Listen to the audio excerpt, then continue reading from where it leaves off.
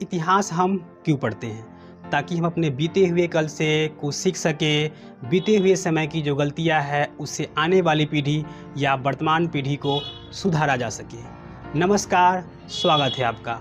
हम आज़ादी के अमृत महोत्सव मना रहे हैं, जब भारत के आज़ादी के 76 वर्ष पूरे हो रहे हैं। कारण ये है कि आज़ादी के इस अमृत महोत्सव के माध्यम से ऐसे अनसन हीरोज़ को यानी गुमनाम ही नामों को याद किया जा सके, उनको भी श्रद्धांजलि अर्पित की जा सके जिन्होंने अपना सर्वस्व बलिदान कर दिया अपने मातृभूमि को विदेशी दास्ता से मुक्त कराने के लिए। अगर हम बात करें ऐसे ही नायकों की जिनके दम पर हमने ये अपनी आज़ादी पाई है, तो चंद नाम ही हमारे जुबान पे आते हैं, चंद चेहरे ही हमारे जहन में आते हैं। लेकिन आप जानते हैं कि हज़ारों लाखों ऐसे बेनाम चेहरे हैं जिनकी पहचान हम तक नहीं है और जिन्होंने अपना बलिदान इस भारत के निर्माण में, भारत को आज़ाद करने के लिए अपना योगदान दिया है। भारत की ये जो आज़ादी है हमें यूं ही विरासत में नहीं मिली है। इसे पाने के लिए न जाने कितने वीरों ने अपने प्राणों की आहुति दी है। जैसा कि आप सब जानते हैं कि आज ही के दिन 15 अगस्त 1947 को भारत को औपनिवेशिक उत्पीड़न से आज़ादी मिली थी, अर्थात भारत के जनता ने अपने संघर्षों को अंतिम जीत के रूप में स्वीकार किया था। इसलिए हम लोग प्रत्येक वर्ष 15 अगस्त को स्वतंत्रता दिवस के रूप में मनाते हैं। लेकिन क्या हम लोग ये जानते हैं कि 15 अगस्त का ही दिन भारत के स्वतंत्रता दिवस के लिए क्यों चुना गया? वो दिन 14 अगस्त भी हो सकता था, 16 अगस्त भी हो सकता था या किसी अन्य तारीख को भी हो सकता था। तो अगर हम इसके पीछे के ऐतिहासिक पृष्ठभूमि की बात करें तो 1930 से लेकर 1947 तक भारत द्वारा 26 जनवरी को अपने स्वतंत्रता दिवस के रूप में मनाया गया। लेकिन 1947 में इसे बदलकर 15 अगस्त कर दिया गया। दरअसल अंग्रेज भारत को डोमिनियन स्टेटस देना चाहते थे, लेकिन मोहम्मद अली जिन्ना, पंडित जवाहरलाल नेहरू, महात्मा गांधी के प्रतिनिधित्व में भारतीय पूर्ण स्वतंत्रता चाहते थे। इसके बाद भारतीय राष्ट्रीय कांग्रेस के 1929 के लाहौर अधिवेशन में पूर्ण स्वराज का प्रस्ताव पारित किया गया।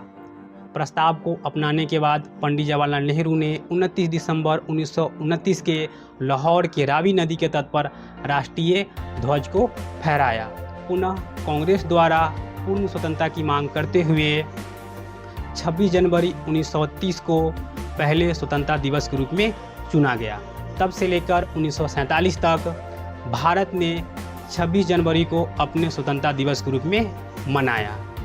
तत्पश्चात वर्षों के संघर्ष के बाद ब्रिटिश सांसद ने 30 जून 1948 तक माउंटबेटन को भारत के हाथ में सत्ता हस्तांतरित करने का आदेश दे दिया। लॉर्ड माउंटबेटन, जो कि उस समय भारत के अंतिम ब्रिटिश गवर्नर जनरल थे, लेकिन माउंटबेटन ने इस तारीख को 15 अगस्त 1947 करने का निर्णय लिया। कारण ये था कि 15 अगस्त 1945 के दिन द्वितीय विश्व युद्ध के दौरान ब्रिटिश के सामने जापानी आर्मी ने आत्मसमर्पण किया था और उस समय ब्रिटिश सेना में लॉर्ड माउंटबेटन, जो कि अलाइड फोर्सेस के कमांडर थे, इसीलिए जापानी आर्मी के आत्मसमर्पण का पूरा श्रेय माउंटबेटन को दिया गया था।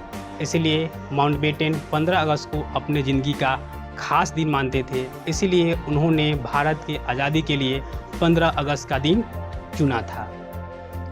माउंटबेटन के इस निर्णय के बाद ब्रिटिश हाउस ऑफ कॉमन्स ने 4 जुलाई 1947 को भारतीय स्वतंत्रता अधिनियम पारित किया, जिसके तहत भारत का विभाजन हुआ और पाकिस्तान का निर्माण हुआ।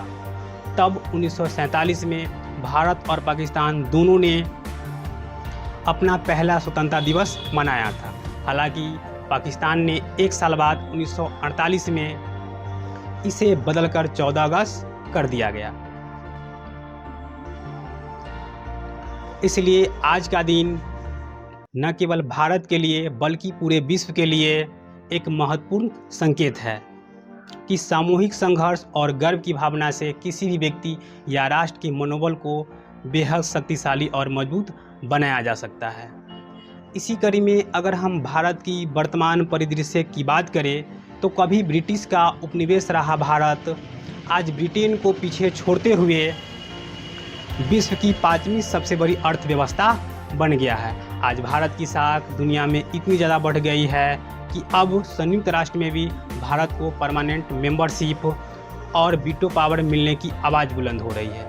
आज भारत की रक्षा बजट और इसकी सेना दुनिया की 4थी सबसे मजबूत सेना है।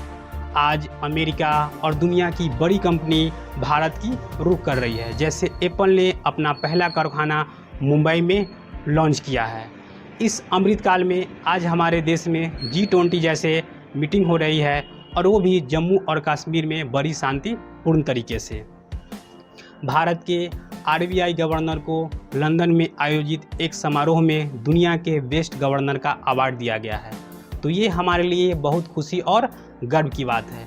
लेकिन अभी भी हमें अपने भारत को बहुत आगे ले जाने की ज़रूरत है, जिसकी कल्पना हमारी महान नेताओं ने किया था, ताकि भारत भी अमेरिका, ब्रिटेन, जापान जैसे विकसित देशों की श्रेणी में शामिल हो सके।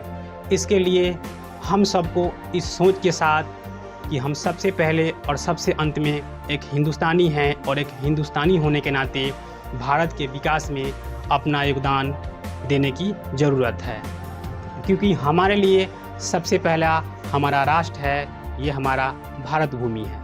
ऐसे भी कहा गया है कि जननी जन्मभूमिश्च स्वर्गादपि गरीयसी, अर्थात जन्मभूमि अर्थात ये भारत भूमि हमारे लिए सबसे पहले है। अतः भारत को विकसित देश के मैप में जोड़ने के लिए हम सबों को भारत के विकास में अपना योगदान जरूर देना चाहिए। अंत में 15 अगस्त की ढेर सारी शुभकामनाओं के साथ हम उन पंक्तियों को याद दिलाना चाहेंगे जो हमारे शहीदों ने गाए थे कि सरफरोशी की तमन्ना अब हमारे दिल में है, सरफरोशी की तमन्ना अब हमारे दिल में है, देखना है जोर कितना बाजुए कातिल में है, वक्त आने पर बता देंगे ऐ तुझे ये आसमां, हम अभी से क्या बताए क्या हमारे दिल में है, सारे जहां से अच्छा हिंदुस्तान हमारा। जय हिंद।